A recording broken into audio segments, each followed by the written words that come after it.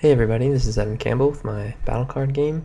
The objective is to capture your opponent's castle card, and one turn counts as two moves, so either placing a card down, flipping a card over, or moving a card.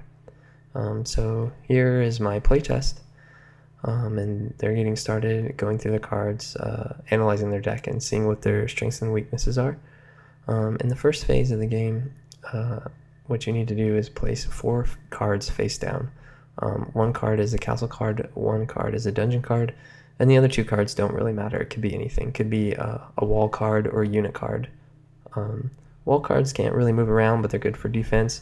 And of course, unit cards are, for the most part, the primary focus of the game, where you'll go through and you try to surround the opponent's castle card with your unit cards.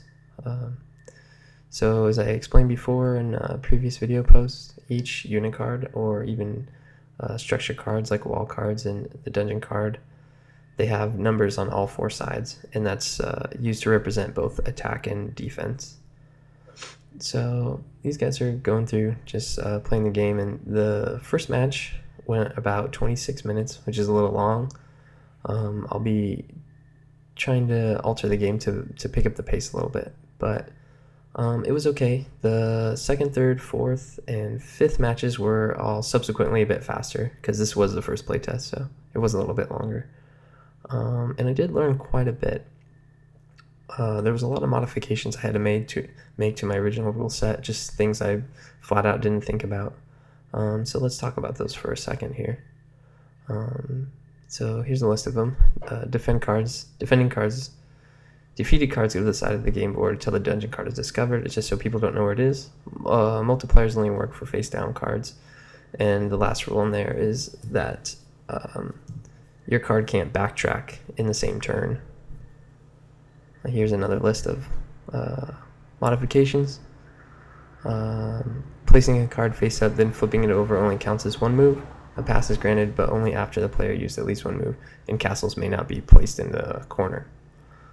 This is because if a castle's placed in the corner, then it can't be surrounded, and then it's a stalemate. Like, nobody can win the game, and that's a bummer.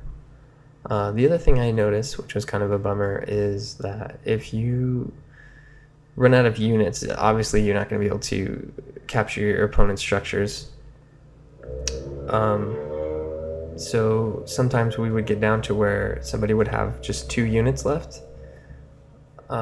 But if they lost 1 unit and they were down to just 1 unit, it was pretty much game over because there's nothing they could do. If you can capture a dungeon card, which isn't as strong as a castle card, then you could get all your cards back. But again, I might have to modify some things so it's easier to capture dungeon cards. But other than that, I think it's okay. Everything's kind of coming together, and it's just about balancing now. So thanks for watching, guys. Take care.